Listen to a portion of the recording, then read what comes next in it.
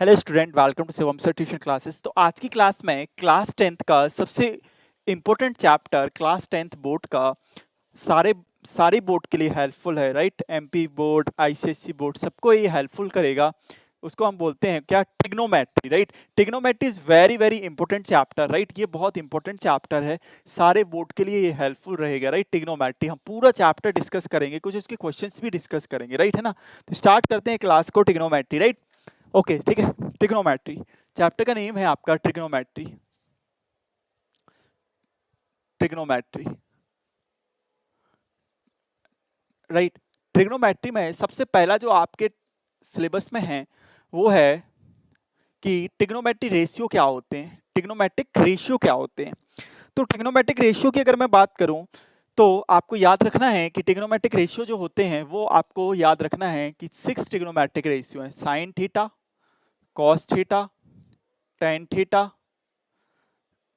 Sign, फिर cosec theta, फिर sec theta और कॉट थीटा। ये 6 ट्रिग्नोमेट्रिक रेशियो है। इसको याद करने की भी एक ट्रिक होती है, ठीक है ना। वो ट्रिक बहुत सिंपल है, ट्रिक तो हम आपको बताएंगे। पहले आपके पास एक ट्रायंगल है, राइट एंगल ट्रायंगल। ये हाइपोटेनियस है, ये बेस है इसका, और ये परपेंडिकुलर है, और ये 90 डिग्री एंगल है। थीटा हमारा ये एंगल है, राइट, है ना। इसमें अगर साइन थीटा हम अप्लाई करें, ये एबीसी कोई ट्रायंगल है हमारा, ठीक है।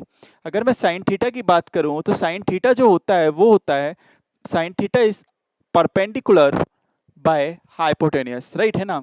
कॉस थीटा की बात करें तो इस एंगल के लिए बेस इसका ये होगा, तो होगा base upon hypotenuse. Tan theta होता है परपेंडिकुलर बाय बेस।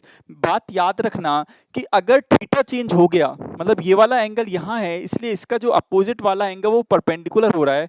अगर एंगल ये हो जाए सपोज अल्फा, तो हमारा जो परपेंडिकुलर ये बन जाएगा और बेस हमारा ये बन जाएगा। ये जरूर ध्यान रखना आप, ठीक है। तो टेन थीटा यहाँ पर क्या होगा, परपेंडिकुलर बाय बेस होगा।